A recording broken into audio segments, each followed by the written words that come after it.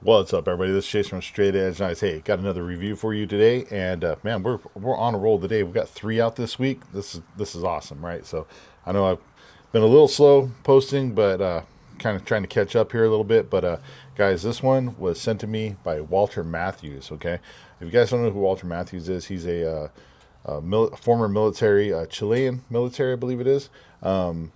Former military, knife designer, survival expert, all that good stuff. Awesome dude. I'm going to have a link to his Instagram in the description below, so go check that out. But Walter's designed quite a few different knives for Condor Tool and Knife, and he was nice enough to send me his Patagon, right? If you guys didn't see a little reel I did earlier on this thing is super cool looking. I really like it, the way it looks and everything. And this is the very first prototype, actually. So this is the Patagon prototype number one. To my friend Jason, Walter Matthews signed it for me. So there could be some slight variations from what you see on this video today compared to what they actually sell out in the this actually comes out. There could be some slight differences.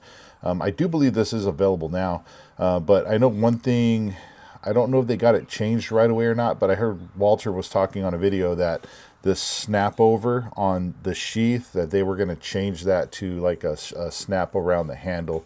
Mostly because if you guys seen some of my other videos on leather sheaths with these, the problem you can run into is if, see how it's flipped over right here? Well, it's like that. When you go to take the knife out, the knife tends to drag across the snap, and then you wind up usually cutting this or cutting it off. So that's one thing I heard Walter say that they were going to look at changing on the sheath, is getting rid of the fold over and then putting it to like a over the top of the handle here, which I would agree with, right? But the sheath overall is a very beautiful sheath. Let's just get into that, right? Since we're right here. But one thing Condor does really, really well that I like is they make very rustic looking blades. A lot of the blades are have like a, I don't want to say unfinished look, but they have a rough, rugged look to them. And a lot of the stuff that they make are based off of designs that kind of come from other countries and other cultures and stuff. So I think it's a really cool thing that they do. And I like how they kind of keep the blades looking like they would if they came from those countries and those time periods, you know. So, but you're still kind of getting modern materials. So I like to say it's like an old world look with modern materials, you know. But the Patagon is no different than that. So I know I just put it back in the sheath, but let's take this out so you guys can see this awesome looking blade. So check this out. Very, very, very cool looking blade. I dig it. It's got a really nice feel. You can see there's a nice swell there in the palm. So it's going to feel, I got big old meat paws, right? So I wear XL mechanics gloves, and that just fills my hand nicely. I got a nice solid grip on this blade. Check that out. Look at this nice swedge up here at the top. And I'd even go so far as to say that if you really wanted to, you could probably sharpen up that top swedge if you wanted to. Kind of have that little clip points, double swedge there if you want it. Double swedge, that's not the right word. Double edge. I mean, they got this down pretty good, and I don't think it would, you know, if you kind of knew what you were doing with sharpening, it probably would not take much at all to get a nice little edge on this top part as well. It's got a nice little fuller in there for some weight reduction. The fit and finish on this is really, really good. So it's funny, is on their website they have micarta listed as a handle material, but this isn't micarta, it's wood. And I do believe the final production run is going to be wood as well. I think it's just maybe a misprint. But if you look right here, you got this nice kind of bolster, I think is what they call it, a bolster. And if you look, it's fitted up very nicely.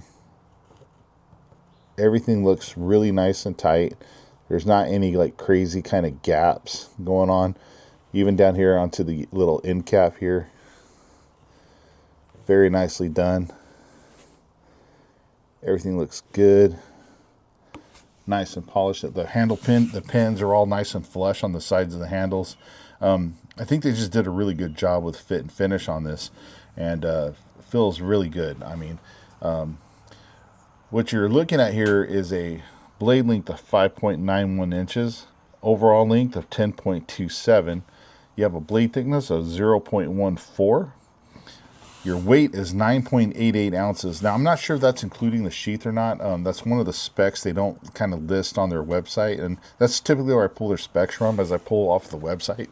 So I'm not sure if that's just the knife or that's the knife with the sheath. I don't have a digital scale to weigh it, so that's something I need to invest in. But this is coming in with 420 HC stainless steel, so this is going to handle a lot of those wetter environments better because it should be a lot less corrosion resistance. Obviously, you have a convex edge with a leather sheath. And now these were inspired by the Falcon style knives from Patagonia, and those are typically knives that most of the guys that were out farming, hunting, and stuff like that in that region were using on a day-to-day basis. But these are this is primarily designed to be like a hunting, butcher slash game processing knife, maybe kind of an all-around knife. Wouldn't necessarily say it was designed to be like a big chopper or anything like that, but I mean, we're gonna test that out a little bit anyway. But man, this thing is just I mean, you can just easily see you carrying this every day on your belt. Like I said, you throw that old 6-shooter on your side out on the ranch, wandering around. I mean, you're gonna be able to use this to just do a whole lot of different everyday style things, right? Not just butchering and processing, but man, this thing's just very, very cool, and I think it looks really slick. Walter did a really good job of taking an old knife design and kind of updating it a little bit for today's usage and things like that. So without further ado, man, let's head on over there to the testing area and let's start putting this little Patagon through its paces. Stay tuned. All right, everybody, we're over here at the testing area, ready to get to work. Turned out to be a really nice day today. The sun's shining down nice here on our work area, so we're going to be able to get a good look at this bad boy in action. But give you another look at this sucker in the sun. Like I said, very nice sheath, nice generous belt loop as well. But like I said, with the strap, you got to make sure, if for whatever reason your knife comes with this, make sure you're always pulling it back to the side before you pull your knife out so you don't cut it. Set that off to the side. But there it is in the sun. Look at that. Look at that. Man, even like in the reverse grip here, you grab this thing and it fills your hand nicely. So we got to come in there and do some, like, I don't know, pull cutting like this for, making some fire curls or something. But man, oh man, you know what? Let's just get into this. We got the old fire hose here, right? Fire hose is definitely tough on a knife. It's tough on the edge. It's tough just all around because it's made for fighting fires and stuff, right? So let's see what kind of piercing we can get in here with this wedge here. Kind of gives it this nice like little reinforced tip. So we're going to test it out. Oh, nice little stab there. Kind of missed a little bit on my part to the side, but definitely went through. Let's do that again. Bam, look at that. Right in there. Look at that. Nice clean cut right out of there.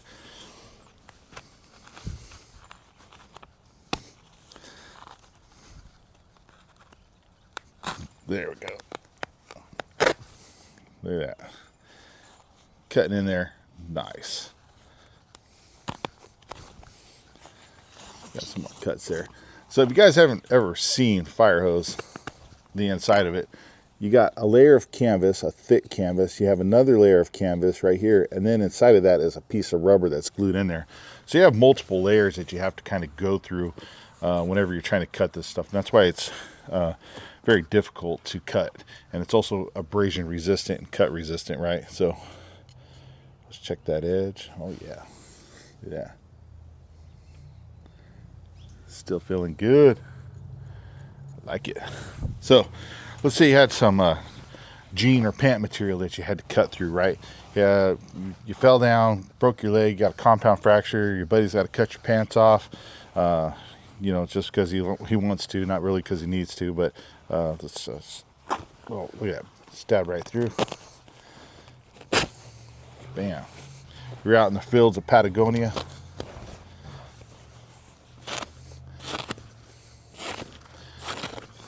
Doing some ranching and you fall off your horse, man, buddy's got to cut your pants off.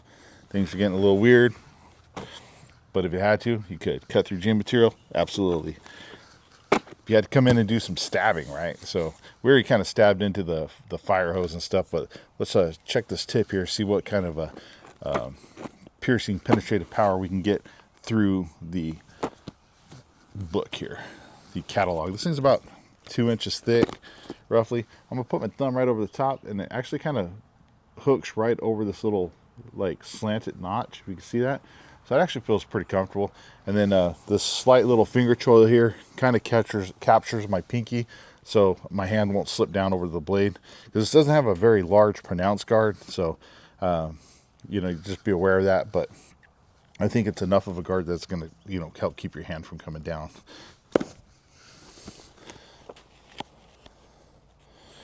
Man, almost. We probably went about 3/4 of the way through. Tip kind of came out right here. So we're about 3/4 of the way through on that. Let's try it again.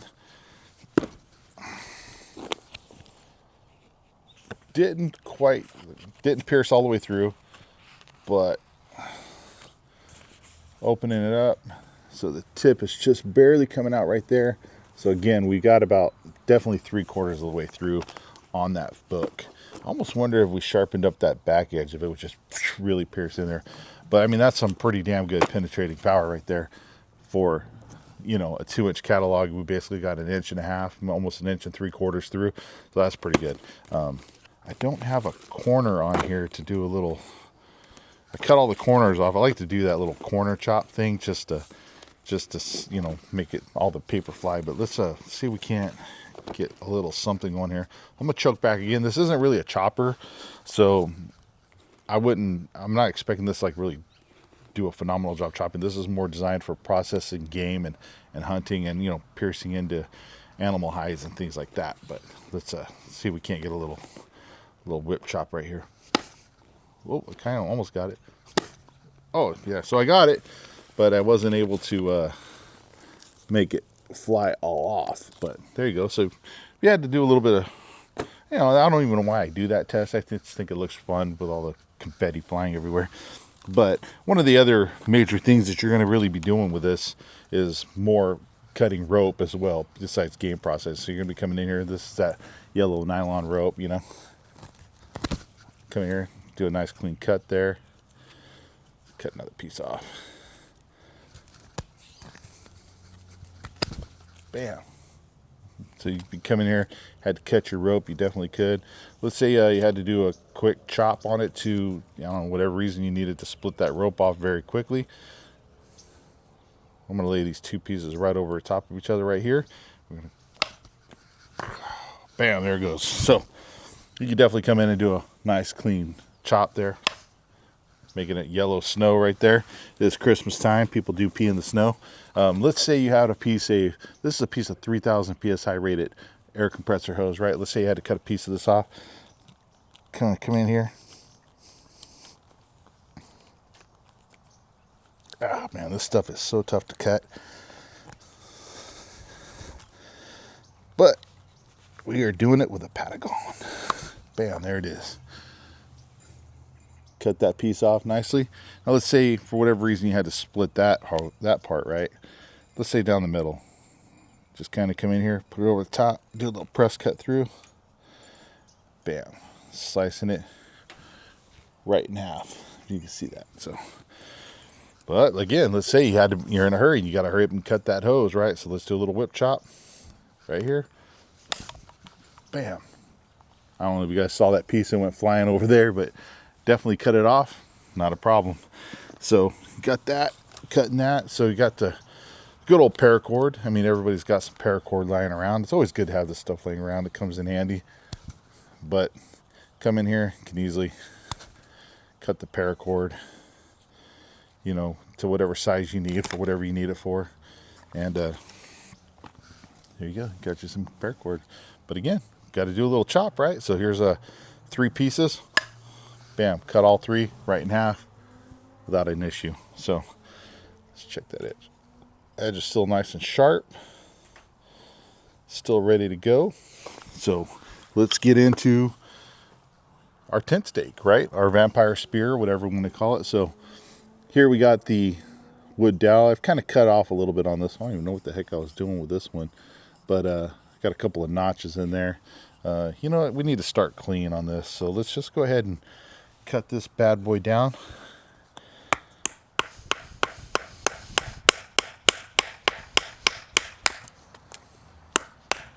Bam! There it goes. Nice clean cut there. Now, we're putting pressure on that edge, right? We're going to see how this bad boy does. It still looks good. So, see that catching it in the light maybe? Looking good. So, we need to make a tent stake, right? So we're going to come in here, and if you wanted to go kind of the slow way or slower way, you can easily come in here and start hogging off material. You can see those pieces flying at you there.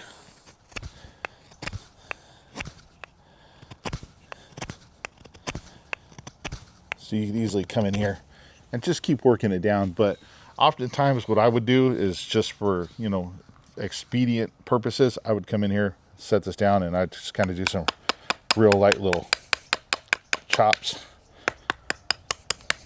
to speed up the process. You know, because you can easily get this down to a point a lot faster doing it this way. And then you can also save all these little pieces right here for making your fire. But now you got this, you know, roughly chopped down. Now you can come in here, hog off that material, clean it up, make it a lot more smooth. And you could also dial in the sharpness of the tip that you got going here. So you may not necessarily need a very acute point. You might just need somewhat of a stake. So there you go. You can kind of go there, or you can come in here and just keep hogging off material and dial that sucker down to a nice Vlad the Impaler style point. And now you're ready to rock and roll. So obviously you got your spiky part here for hammering into the ground, but you need that notch, right, to come in there and loop the rope around to tie your tarp or stake, you know, tent down, whatever it is, because you're making a tent stake. Can't even talk this morning. So you can come in here, do it, dig in there nicely. I like to kind of dig in and then like kind of pry it up a little bit, and then I'll come in and I'll rock back and forth and kind of cut those little pieces off, because then I could also save them again for making fires, but it's a little bit more controlled, and then I get a little bit more of a flat spot to hook the rope around right here. So you can see that it kind of, I can make a little bit more flat ledge for the rope to loop around. Say, probably be using paracord, but there you go. So now you kind of come in, now it's got a hook on there like that, so I could pull. So that's why I kind of like making my notches that way. Is it the right way? I don't know, but it is a way. And so some people will say, oh, you did that all wrong. Well, maybe I did, but you know what? It works for me. So we're going to do it, right?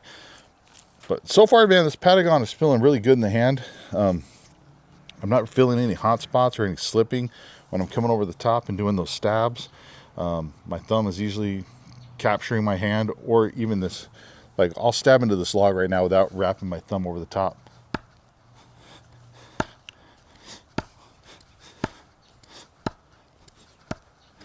Yeah.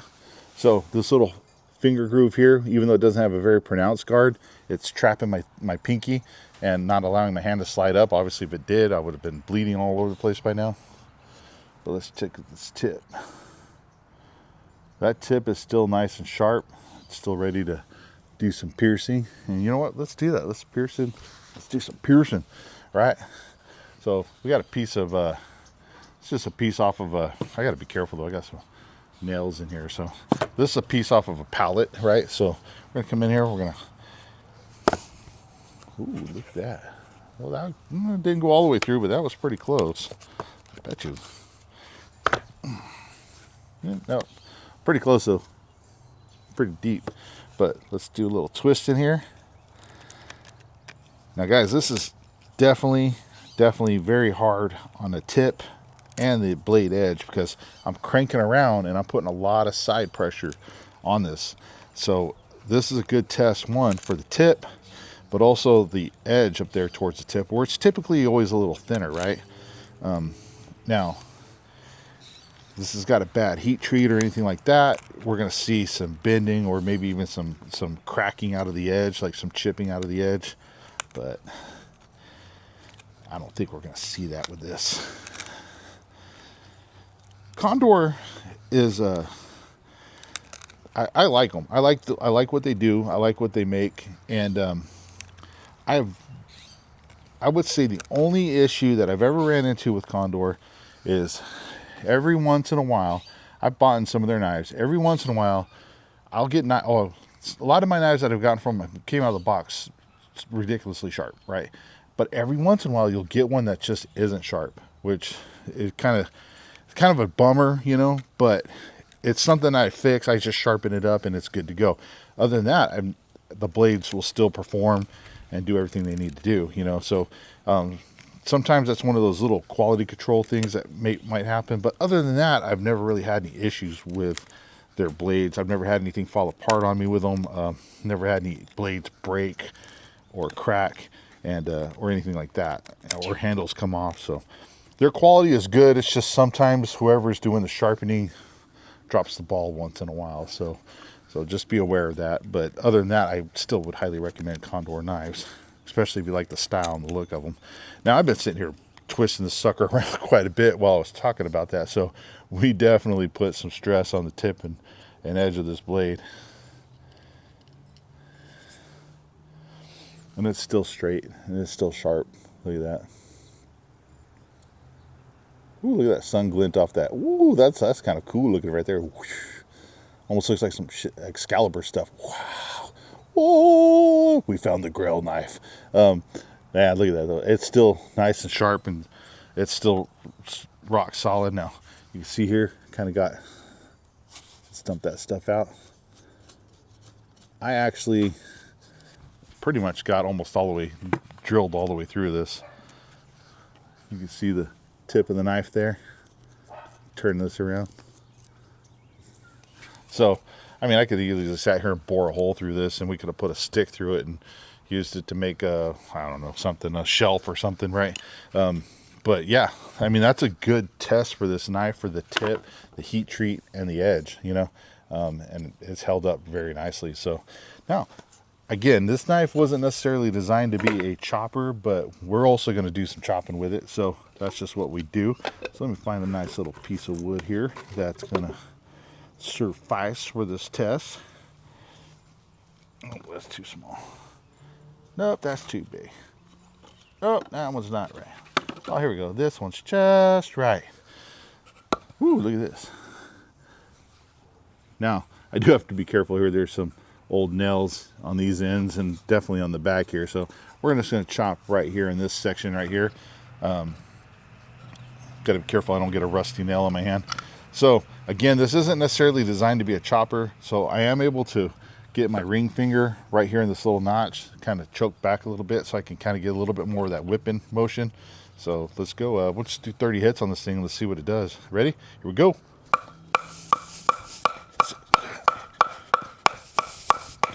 18, 19, 20, 1, 2, 3, 4, 5, 6, 7, 8, 9, 30. All right. So again, that's not the greatest chopping job in the world. Okay. But again, this knife wasn't designed to be a chopper. What I do want to see is how well did the edge hold up? Did I get any glinting, rolling, or chipping? I did not. You guys can see there. Oh, look at, there's that Excalibur looking. I don't know. Maybe I'm seeing something that you guys aren't, man, because I got my screen kind of facing me, and I keep seeing this glint of the sun on the edge, and it looks on the bevel here. It looks really cool. But hopefully that translates into the video. I'll see it when I edit. But it held up fine. It didn't really chop all that well. you know, but again, this wasn't really designed to be a chopper. So, but let's come in at an angle here. So I was coming straight down. So let's try to come in at an angle and see what kind of chopping we can get. So that's a little bit better. If you can kind of come in at an angle, helps take a little bit more of those chunks out.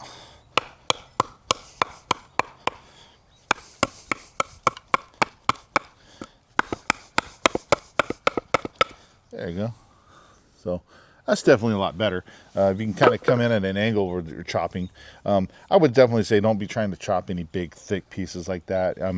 Maybe some smaller, like lighter branches like you would see over here. If you had to clear off a log or something like that, you could easily kind of probably come in here and knock some of those smaller, lighter pieces off. But I wouldn't say that this is designed to be a big chopper. It's just not. It's designed to be more of a hunting, game processing blade, game processing blade. I don't know. I couldn't say it. But I would be remiss, guys, if I did not do a little bit of batoning with this knife. Again, it's not necessarily designed for that. But I feel like if you just happen to get stuck, I know we always say that, but it's true. Like, stuff happens. People get stuck places. People forget things. They forget their axe. They forget this or whatever. And you might need to baton some wood down to help make a fire. It's just a possibility. It could happen. Again, this isn't the strongest chopper in the world, right? So you might need to break something. You can't chop it down into smaller pieces. You might need to baton it down into smaller pieces. So let's find ourselves a piece of wood here. Okay, this is an old like landscaping log, but this is probably a little bigger than what you would want to baton. But again, I like to show you guys that it can perform and maybe baton outside of its weight class a little bit. So you also have this nice sharp, not sharp, but skinnier swedge up here. So this is also going to put a lot of pressure on the tip as well when I'm batoning. So we'll see how that holds up as well. And so now I wouldn't recommend doing this. If you sharpen this top piece, I would not recommend batoning because you're just going to eat up your baton stick. But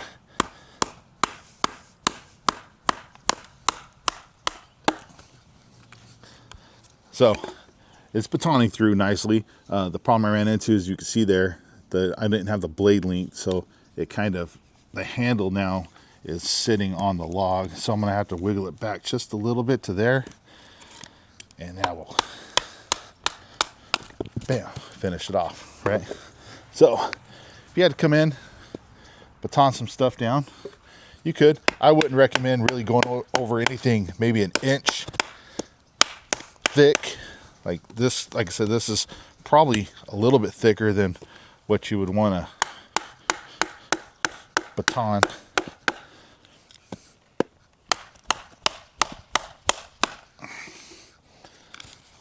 There we go. Bam. Got it. Probably a little bit thicker than what you'd want to baton, but as I'm getting it down, it gets easier. Bam, like that. So now that you got some smaller pieces, obviously we got to make some fire curls, right? Let's check this out though.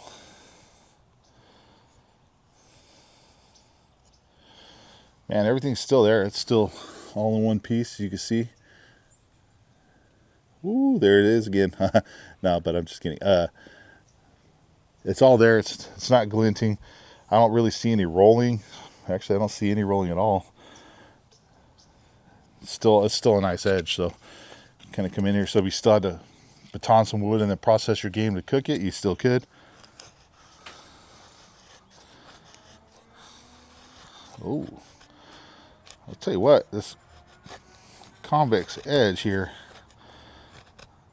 is making me some nice little curls.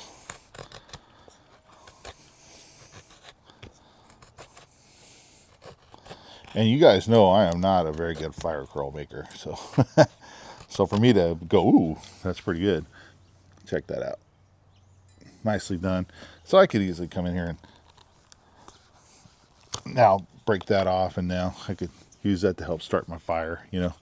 But let's stab this in here. Do it this way. This is also one of my favorite ways to make these things, because one, if they come off, they usually land kind of at least right close to you. so you could pick them up and you're not having to scramble all over camp looking for.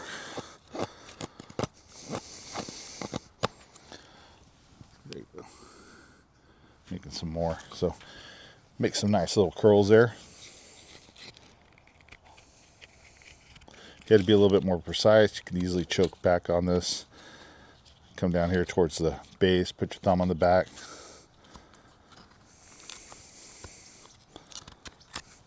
And then flick it off like I just did. But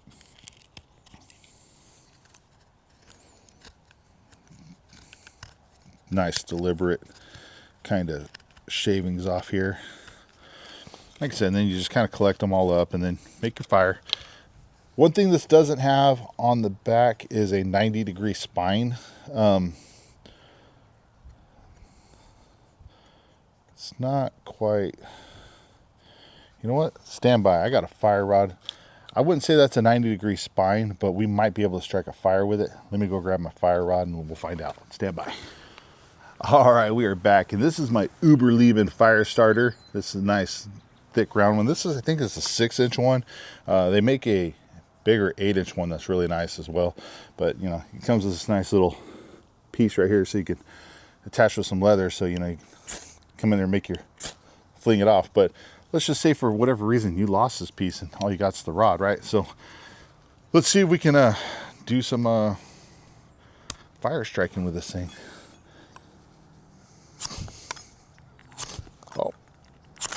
Oh yeah, we can. There you go. So if you had to use the spine on this to strike a fire, you can. It's not quite a 90-degree spine, so you got to work it a little bit more.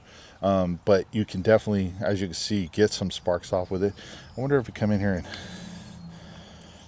I like the little 8-inch one better than the 6-inch because you get a little bit more room. So you've got to come in here and...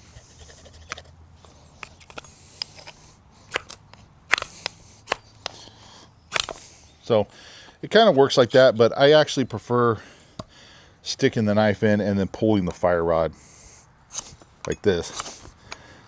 I feel like I have more control over what's happening. So I've seen a lot of people do it the other way where they take the knife and rub it that way, but with a shorter fire rod, it's a little bit harder sometimes to do that, especially if the edge isn't exactly a 90-degree.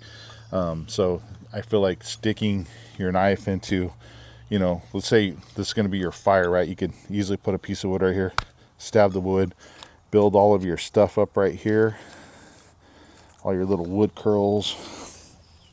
Here's some of that sissy rope that I like to use, you know, so you get that stuff and get your little pieces of wooden tinder already, and then you can kind of come in here.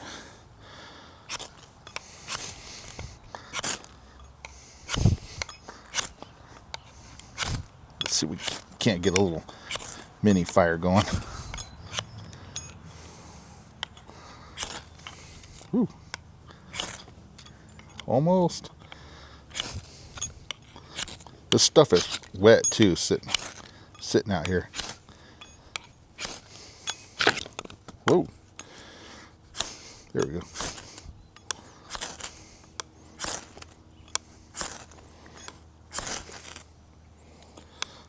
Almost. Not that this thing isn't throwing off the sparks, guys. It's just that this stuff is all wet. Doesn't really want to catch. I'm determined. We're going to do this.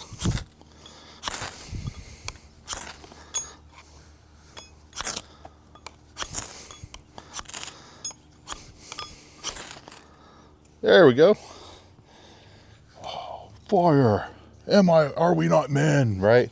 So I know that probably took a little bit longer than a lot of you would have liked to have seen, but you know what? We proved that it could be done. Basically, this does have enough of a spine on it that you can strike a fire. My materials are damp, you know, so doesn't really help make the fire cause, you know. Let's get the stuff off here. Put it down there. So, can you strike a fire? Absolutely. Check that out. So, it can kind of do a little bit of everything you need it to do. The one thing I will say that it's not the best at, obviously, is chopping. It just doesn't have that weight, and it's just not designed for that. It's just more designed for processing. Why can't I say processing today? Processing game. You kind of come in there and, do your skinning and, cutting up the chicken and stuff like that while you're out at the camp. Obviously, you could use this for a steak knife. That'd be cool. Go to your local steakhouse and bust this bad boy out for a steak. Oh, I got my own steak knife, sir. Thank you. Right? So overall, man, it's just a really cool knife. I think the design of it is really nice. It's a really cool hunting blade. It's going to do a lot of this regular camp type tasks that you're going to need it to do. Along with, I wish one day I need to. I don't know how to skin an animal or anything like that. I would like to learn one day, and it would be cool because then if I could find some stuff, educationally, show people how to do that, it would be pretty awesome to do. But I feel like you could do that with this knife without an issue.